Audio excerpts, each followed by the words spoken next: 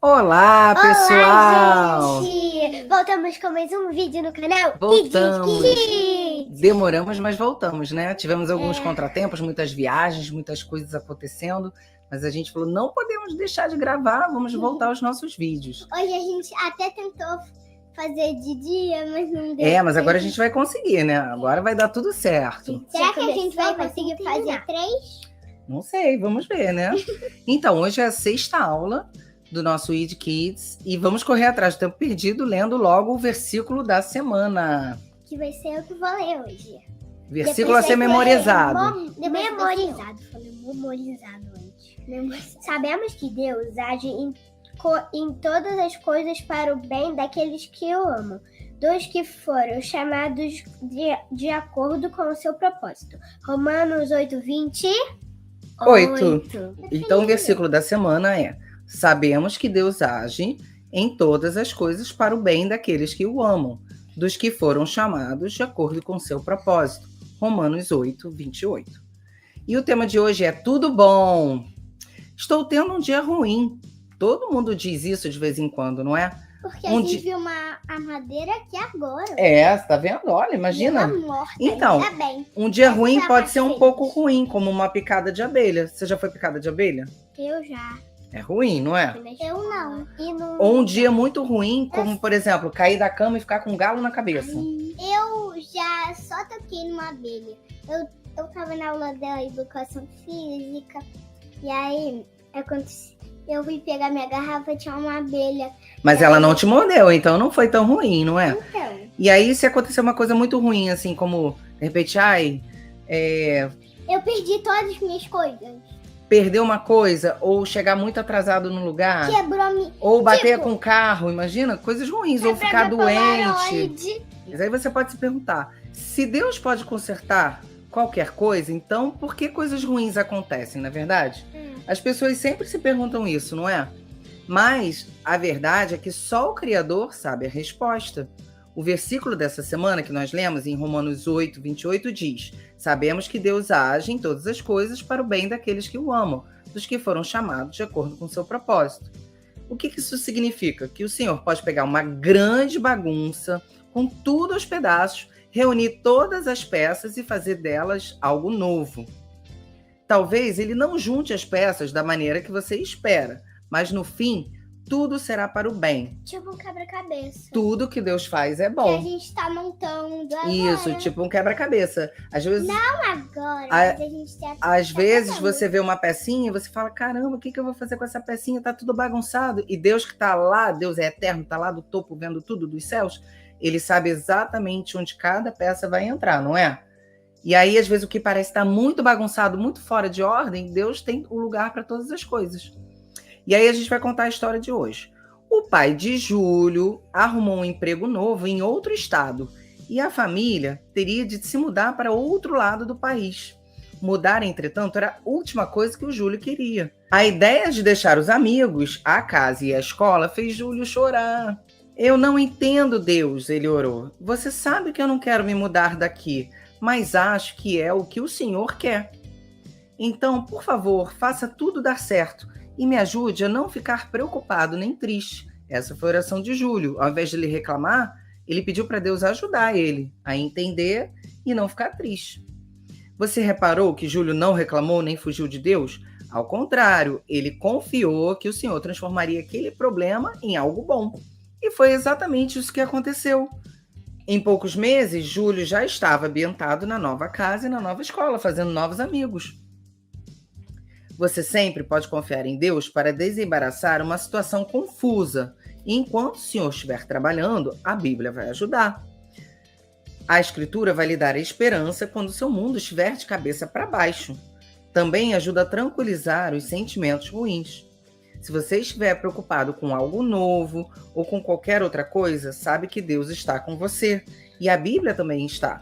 Os dois são seus amigos nos momentos bons ou ruins. E esse versículo de hoje nos ajuda a lembrar disso, que tudo que acontece com a gente é para o nosso bem, ainda que pareça ruim. E a gente vai ver uma história hoje que fala exatamente disso. Eu posso ler agora? Exatamente isso, daqui a pouco.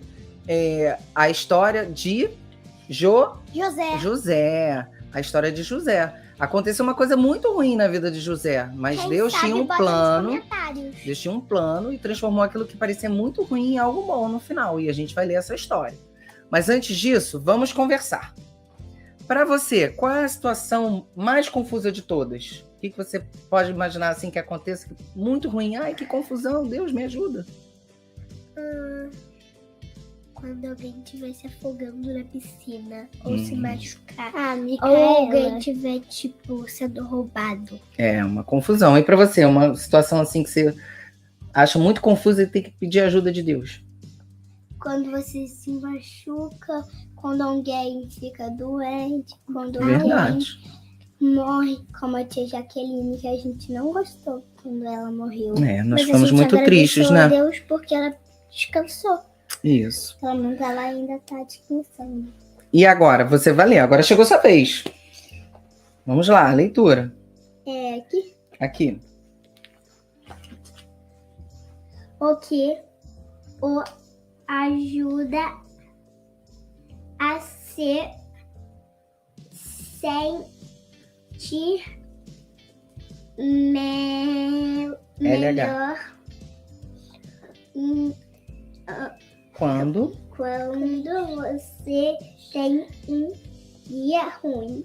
O que Agora posso ler mais um? Agora posso ler? O que o ajuda a se sentir melhor quando você tem um dia ruim? Vai ser pra você. Mas responde você também. O que ajuda a sentir melhor? Por exemplo, orar. Eu ia falar isso. Quando tá tudo uma confusão, você não sabe o que fazer. A E aí, primeira ora pra coisa que eu Deus. penso é: Senhor, me ajuda, Lá por no favor. céu. Eu entro em oração, esperando que Deus responda, né? E às vezes nem sempre Deus responde na hora que a gente quer, mas ele responde. Cortar. Então agora a gente vai ler a história de José e vamos ler Gênesis 37, vamos ler Gênesis 39 Tem desafio hoje? e o Gênesis até o Gênesis 41. Gênesis 37, 1. Os sonhos de José. Jacó habitou na terra de Canaã, onde seu pai tinha vivido como estrangeiro. Esta é a história da família de Jacó. Quando José tinha 17 anos, pastoreava os rebanhos com os seus irmãos, ajudava os filhos de Bila e os filhos de Zilpa, mulheres de seu pai, e contava ao pai a má fama deles. Ora, Israel, Jacó, lembra que Jacó mudou de nome, né? Virou Israel. Israel gostava mais de José do que de qualquer outro filho, porque ele havia nascido em sua velhice. Por isso, mandou fazer para ele uma túnica longa. Quando os seus irmãos viram que o pai gostava mais dele do que de qualquer outro filho, odiaram-no e não conseguiam falar com ele amigavelmente. Certa vez, José teve um sonho, e quando o contou aos seus irmãos, eles passaram a odiá-lo ainda mais. Ouça um sonho que tive, disse-lhes. Estávamos amarrando os feixes de trigo no campo, quando meu feixe se levantou e ficou em pé, e os seus feixes se ajuntaram ao redor do meu e se curvaram diante dele. Seus irmãos lhe disseram: então você vai reinar sobre nós? Quer dizer que você vai nos governar? E o odiaram ainda mais por causa do sonho e do que tinha dito. Depois teve outro sonho e o contou aos seus irmãos. Tive outro sonho e desta vez o sol e a lua e 11 estrelas se curvavam diante de mim. Quando o contou ao pai e aos irmãos, o pai o repreendeu e lhe disse: que sonho foi esse que você teve? Será que eu, sua mãe e seus irmãos viremos a nos curvar até o chão diante de você? Assim, seus irmãos tiveram ciúmes dele. O pai, no entanto, refletia naquilo. Os irmãos de José tinham ido cuidar dos rebanhos do pai, perto de Siquém, e Israel disse a José: como você sabe, seus irmãos estão apacentando os rebanhos perto de Siquém. Quero que você vá até lá. Sim, senhor, respondeu ele. Disse-lhe o pai: vai ver se está tudo bem com seus irmãos e com os rebanhos, e traga-me notícias. Jacó o enviou quando estava no vale de Hebrom. Mas José se perdeu quando se aproximava de Siquém. O homem o encontrou vagueando pelos campos e lhe perguntou: que é que você está procurando? Ele respondeu: procuro meus irmãos. Pode me dizer onde eles estão apacentando os rebanhos? Respondeu o homem: eles já partiram daqui. Eu os vi dizer: vamos para Dotã. Assim, José foi em busca dos seus irmãos e os encontrou perto de Dotã. Mas eles o viram de longe e, antes que chegasse, planejaram matá-lo. Lá vem aquele sonhador, diziam uns aos outros. É agora, vamos matá-lo e jogá-lo num desses poços. E diremos que um animal selvagem o devorou. Veremos então o que será dos seus sonhos. Quando Rúben ouviu isso, tentou livrá-lo das mãos deles, dizendo: Não lhe tiremos a vida. E acrescentou: Não derramem sangue, joguem-no naquele poço no deserto, mas não toquem nele. Rúben propôs isso com a intenção de livrá-lo e levá-lo de volta ao pai. Chegando José, seus irmãos lhe arrancaram a túnica longa, agarraram-no e o jogaram no poço, que estava vazio e sem água.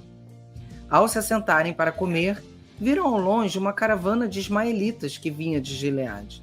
Seus camelos estavam carregados de especiarias, bálsamo e mirra, que eles levavam para o Egito. Judá então disse a seus irmãos: Que ganharemos se matarmos o nosso irmão e escondermos o seu sangue? Vamos vendê-los aos ismaelitas. Não tocaremos nele, afinal é nosso irmão, é nosso próprio sangue. E seus irmãos concordaram. Quando os mercadores ismaelitas de Midian se aproximaram, seus irmãos tiraram José do poço e o venderam por 20 peças de prata aos ismaelitas, que o levaram para o Egito. Quando Rúben voltou ao poço e viu que José não estava lá, rasgou suas vestes e, voltando a seus irmãos, disse: O jovem não está lá, para onde irei agora?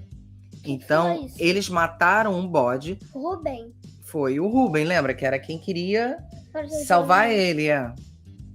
Então, o que eles fizeram? Mataram um bode, mergulharam no sangue a túnica de José e a mandaram ao pai com este recado: Achamos isto, veja se é a túnica de teu filho. Ele a reconheceu e disse: É a túnica de meu filho, um animal selvagem o devorou. José foi despedaçado. Então Jacó rasgou suas vestes, vestiu-se de pano de saco e chorou muitos dias por seu filho. Todos os seus filhos e filhas vieram a consolá-lo, mas ele recusou a ser consolado, dizendo: Não, chorando, descerei à sepultura, ao Sheol, para junto de meu filho, e continuou a chorar por ele. Nesse meio tempo, no Egito, os midianitas venderam José a Potifar, que era oficial do faraó e capitão da guarda. Então, olha só, vocês estão vendo uma situação que foi terrível? Como que Deus vai consertar essa situação? Pegar uma coisa tão ruim de ser vendido como escravo para o Egito e transformar numa coisa boa. Vamos ver agora? Vamos continuar a leitura. Gênesis 39. José havia sido levado para o Egito, onde o egípcio Potifar, oficial do faraó e capitão da guarda, comprou dos ismaelitas que o tinham levado para lá. O Senhor estava com José, de modo que ele prosperou e passou a morar na casa do seu senhor egípcio. Quando ex percebeu que o Senhor estava com ele e que o fazia prosperar em tudo que realizava, agradou-se de José e tornou-o administrador de seus bens.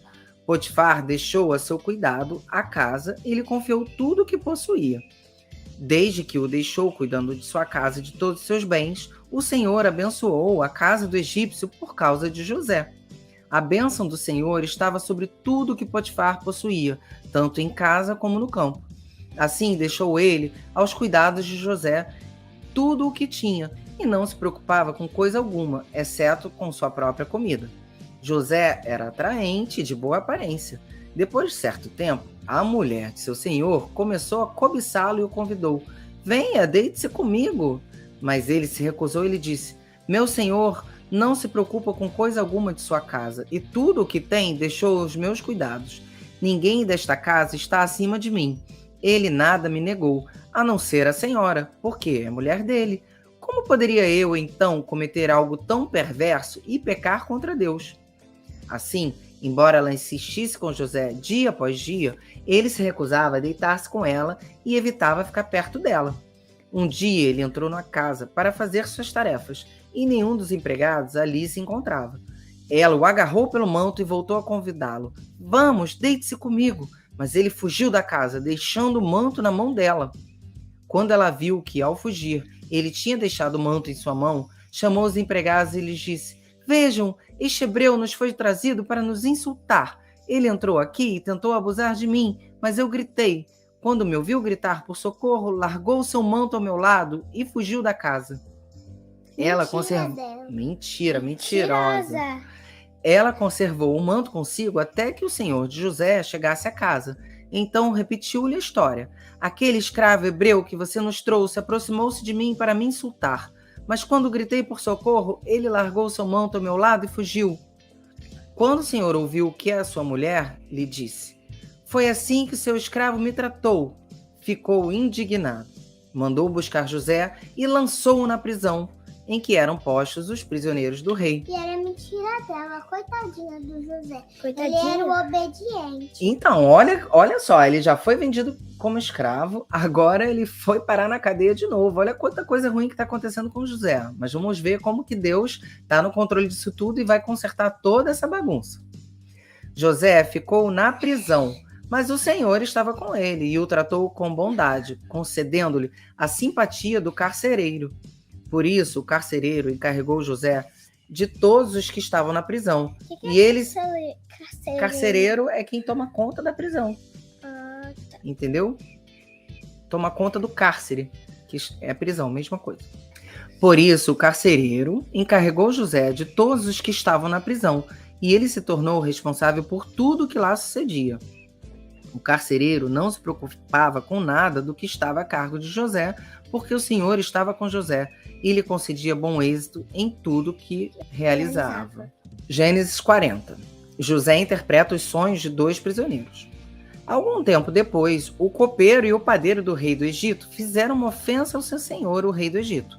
O faraó irou-se com os 2 oficiais, o chefe dos copeiros e o chefe dos padeiros, e mandou prendê-los na casa do capitão da guarda, na prisão em que José estava. O capitão da guarda os deixou aos cuidados de José, que os servia. Depois de certo tempo, o copeiro e o padeiro do rei do Egito, que estavam na prisão, sonharam. Cada um teve um sonho, ambos na mesma noite, e cada sonho tinha sua própria interpretação. Quando José foi vê-los na manhã seguinte, notou que estavam abatidos. Por isso, perguntou aos oficiais do faraó, que também estavam presos na casa de seu senhor: por que hoje vocês estão com semblante triste? Eles responderam: tivemos sonhos, mas não há quem os interprete. Disse-lhe José: não são de Deus as interpretações? Contem-me os sonhos. Então o chefe dos copeiros contou o seu sonho a José. Em meu sonho vi diante de mim uma videira com 3 ramos. Ela brotou, floresceu, deu uvas que amadureciam em cachos. A taça do faraó estava em minha mão. Peguei as uvas e as espremi na taça do faraó e entreguei em sua mão. Disse-lhe José: esta é a interpretação. Os 3 ramos são 3 dias.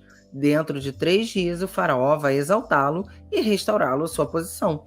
E você servirá a taça na mão dele, como costumava fazer quando era seu copeiro. Quando tudo estiver indo bem com você, lembre-se de mim e seja bondoso comigo. Fale de mim ao faraó e tire-me desta prisão, pois fui trazido à força da terra dos hebreus, e também aqui nada fiz para ser jogado neste calabouço. Ouvindo o chefe dos padeiros essa interpretação favorável, disse a José: eu também tive um sonho. Sobre minha cabeça havia 3 cestas de pão branco. Na cesta de cima havia todo tipo de pães e doces, que o faraó aprecia, mas as aves vinham comer da cesta que eu trazia na cabeça. E disse José: esta é a interpretação. As 3 cestas são 3 dias. Dentro de 3 dias, o faraó vai decapitá-lo e pendurá-lo numa árvore, e as aves comerão a sua carne. 3 dias depois, era o aniversário do faraó, e ele ofereceu um banquete a todos os seus conselheiros. Na presença deles, reapresentou o chefe dos copeiros e o chefe dos padeiros. Restaurou a sua posição os chefes dos copeiros, de modo que voltou a ser aquele que servia a taça do faraó. Mas ao chefe dos padeiros mandou enforcar, como José lhes dissera em sua interpretação.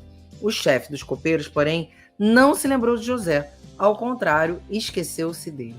Então, vocês imaginam... Ele morreu, né? Não, o que sobreviveu se esqueceu dele. Ele não morreu. O outro que foi morto. E José tinha O falado... copeiro esqueceu dele? Esqueceu. Falou: se lembra de mim, fala do faraó para mim, porque eu fui aqui trazido como escravo, fui lançado aqui sem motivo nenhum. Se lembra de mim. O que aconteceu? Esqueceu. Esqueceu dele. Depois que ele saiu da cadeia, já estava tudo de bom, com seu cargo restaurado. Se esqueceu do pobre do José. Mamãe, como assim? Cargo restaurado? O cargo, ele não era o chefe dos copeiros? Ele voltou a ser o chefe dos copeiros. O seu trabalho foi restaurado. O cargo que ele tinha lá. Ele não era mais, agora ele voltou. Voltou pro cargo dele. Aí ele é trabalhador do faraó. Aí vocês imaginem o drama. O José continuava preso e tudo estava uma confusão. Vamos ver o que vai acontecer. Gênesis 41. José interpreta os sonhos do faraó. Ao final de 2 anos, o faraó teve um sonho. Vocês prestaram atenção que José ficou preso 2 anos até isso acontecer. Muito tempo. Olha a bagunça que Deus vai ter que consertar, né? Então, ao final de 2 anos, o faraó teve um sonho. Ele estava em pé junto ao rio Nilo, quando saíram do rio 7 vacas belas e gordas, que começaram a pastar entre os juncos. Depois saíram dos rios mais 7 vacas feias e magras, que foram para junto das outras à beira do Nilo. Então as vacas feias e magras comeram as 7 vacas belas e gordas. Nisso o faraó acordou. Tornou a adormecer e teve outro sonho. 7 espigas de trigo, graúdas e boas, cresciam no mesmo pé. Depois brotaram outras 7 espigas, mirradas e ressequidas pelo vento leste. As espigas mirradas engoliram as 7 espigas graúdas e cheias. Então, o faraó acordou, era um sonho. Pela manhã, perturbado, mandou chamar todos os magos e sábios do Egito. E lhes contou os sonhos, mas ninguém foi capaz de interpretá-los. Então, o chefe dos copeiros disse ao faraó: hoje me lembro das minhas faltas. Certa vez, o faraó ficou irado com 2 dos seus servos e mandou prender-me junto com o chefe dos padeiros na casa do capitão da guarda. Certa noite, cada um de nós teve um sonho, e cada sonho tinha uma interpretação. Pois bem, havia lá conosco um jovem hebreu, servo do capitão da guarda. Contamos a ele os nossos sonhos, e ele os interpretou, dando a cada um de nós a interpretação do seu próprio sonho. E tudo aconteceu conforme ele nos dissera, e fui restaurado à minha posição, e o outro foi enforcado. O faraó mandou chamar José, que foi trazido depressa do calabouço. Depois de se barbear e trocar de roupa, apresentou-se ao faraó. O faraó disse a José: tive um sonho que ninguém consegue interpretar, mas ouvi falar que você, ao ouvir um sonho, é capaz de interpretá-lo. Respondeu-lhe José: isto não depende de mim, mas Deus dará ao faraó uma resposta favorável. Então, o faraó contou o sonho a José. Sonhei que estava em pé, à beira do Nilo. Saíram do rio 7 vacas belas e gordas, que começaram a pastar entre os juncos. Depois saíram outras 7 raquíticas, muito feias e magras. Nunca vi vacas tão feias em toda a terra do Egito.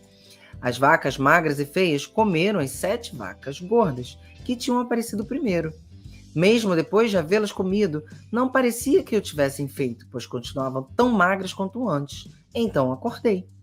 Depois tive outro sonho. Vi 7 espigas de cereal, cheias e boas, que cresciam no mesmo pé. Depois delas, brotaram outras 7, murchas e mirradas, ressequidas pelo vento leste. As espigas magras engoliram as 7 espigas boas. Contei isso aos magos, mas ninguém foi capaz de explicá-lo. O faraó teve um único sonho, disse-lhe José. Deus revelou ao faraó o que ele está para fazer. As 7 vacas boas são 7 anos, e as 7 espigas boas são também 7 anos. Trata-se de um único sonho. As 7 vacas magras e feias que surgiram depois das outras e as 7 espigas mirradas queimadas pelo vento leste são 7 anos. Serão 7 anos de fome. É exatamente como eu disse ao faraó. Deus mostrou ao faraó aquilo que ele vai fazer. 7 anos de muita fartura estão para vir sobre toda a terra do Egito. Mas depois virão 7 anos de fome. Então todo o tempo de fartura será esquecido, pois a fome arruinará a terra. A fome que virá depois será tão rigorosa que o tempo de fartura não será mais lembrado na terra. O sonho veio a Faraó 2 vezes, porque a questão já foi decidida por Deus, que se apressa em realizá-la. Procure agora o Faraó, um homem criterioso e sábio, e ponha-o no comando da terra do Egito. O Faraó deve também estabelecer supervisores para recolher 1/5 da colheita do Egito durante os 7 anos de fartura. Eles deverão recolher o que puderem nos anos bons que virão e fazer estoques de trigo, que, sob o controle do faraó, serão armazenados nas cidades. Esse estoque servirá de reserva para os 7 anos de fome que virão sobre o Egito, para que a terra não seja arrasada pela fome. O plano pareceu bom ao faraó e a todos os seus conselheiros. Por isso, o faraó lhes perguntou: será que vamos achar alguém como este homem, em que está o Espírito Divino? Disse, pois, o faraó a José: uma vez que Deus lhe revelou todas essas coisas, não há ninguém tão criterioso e sábio como você. Você terá o comando do meu palácio, e todo o meu povo se sujeitará às suas ordens. Somente em relação ao trono serei maior que você. E o faraó prosseguiu: entrego a você agora o comando de toda a terra do Egito. Em seguida, o faraó tirou do dedo o anel, selo, e o colocou no dedo de José. Mandou-o vestir de linho fino e colocou uma corrente de ouro em seu pescoço. Também o fez subir em sua segunda carruagem real, e à frente os arautos iam gritando: abra um caminho! Assim José foi posto no comando de toda a terra do Egito. Disse ainda o faraó a José: eu sou o faraó, mas sem a sua palavra ninguém poderá levantar a mão nem o pé em todo o Egito. O faraó deu a José o nome de Zafenate-Paneia e deu-lhe por mulher Azenate, filha de Potífera, sacerdote de On. Depois José foi inspecionar toda a terra do Egito. José tinha 30 anos de idade quando começou a servir ao faraó, rei do Egito. Ele se ausentou da presença do faraó e foi percorrer todo o Egito. Durante os 7 anos de fartura, a terra teve grande produção. José recolheu todo o excedente dos 7 anos de fartura no Egito e o armazenou nas cidades. E em cada cidade ele armazenava o trigo colhido nas lavouras das redondezas. Assim, José estocou muito trigo, como a areia do mar. Tal era a quantidade que ele parou de anotar, porque ia além de toda medida. Antes dos anos de fome, Azenate, a filha de Potífera, sacerdote de On, deu a José 2 filhos. Ao primeiro, José deu o nome de Manassés, dizendo: Deus me fez esquecer todo o meu sofrimento e toda a casa de meu pai. Ao segundo filho, chamou Efraim, dizendo: Deus me fez prosperar na terra onde tenho sofrido. Assim chegaram ao fim os 7 anos de fartura no Egito, e começaram os 7 anos de fome, como José tinha predito. Houve fome em todas as terras, mas em todo o Egito havia alimento. Quando todo o Egito começou a sofrer com a fome, o povo clamou ao faraó por comida, e este respondeu a todos os egípcios: dirijam-se a José e façam o que ele disser. Quando a fome já se havia espalhado por toda a terra, José mandou abrir os locais de armazenamento e começou a vender trigo aos egípcios, pois a fome se agravava em todo o Egito. E de toda a terra vinha gente ao Egito para comprar trigo de José, porquanto a fome se agravava em toda parte. Então vocês veem que reviravolta que essa história deu? Parece uma história de novela, né? José... Reviravolta. Uma reviravolta. José, que foi vendido como escravo, injustamente pelos irmãos. Depois ficou na prisão. O carcereiro concedeu a ele tudo. Aí ele ficou mais 2 anos preso, que o copeiro esqueceu. E aí, depois que ele foi revelar o sonho do faraó, que o faraó concedeu a ele todo o poder do Egito, só abaixo do faraó que ele estaria. Então, de escravo, vendido, ele foi a ser o rei do Egito. O rei do Egito. E isso vai ter um motivo. Por quê? A gente viu que ele está contando que a história está contando que tinha fome em todos os locais. E a família do José também começou a ter fome na terra deles. E eles começaram a procurar justamente na terra do Egito a comida. E vai haver um reencontro da família. E Deus, através de toda essa história, consegue restaurar o encontro de José. Há o perdão entre os irmãos. José se reencontra com seu pai, se reencontra com seu irmão, né, mais novo, o Benjamim. E ali a família toda é salva. Senão todos eles morreriam de fome e não continuaria a história do povo que vai se formar através desses 12 filhos, das 12 tribos. Então, de uma história que era muito ruim, algo que parecia muito ruim, de ser vendido pelos próprios irmãos, toda essa história tem uma reviravolta para salvar a própria família de José, e o sonho dele se realiza, porque no final das contas ele era o rei e os irmãos vão lá se prostrar diante dele para pedir a comida. Entende como tudo aconteceu? Sim, do jeito do sonho. Do jeito do sonho de José, quando ele era jovem. Entendido? Então agora a gente vai para a parte do desafio semanal. Gente, essa não é a melhor parte. Você deve estar achando. Gente, chega a melhor parte fica por último. Não, a melhor parte é ouvir a palavra de Deus. Isso aí. E aí, como desafio semanal, a gente vai ter o seguinte. Em geral, Deus usa as pessoas para poder ajudá-lo a limpar a bagunça. Pode ser que no noticiário da noite você veja as pessoas ajudando umas às outras depois de uma tempestade.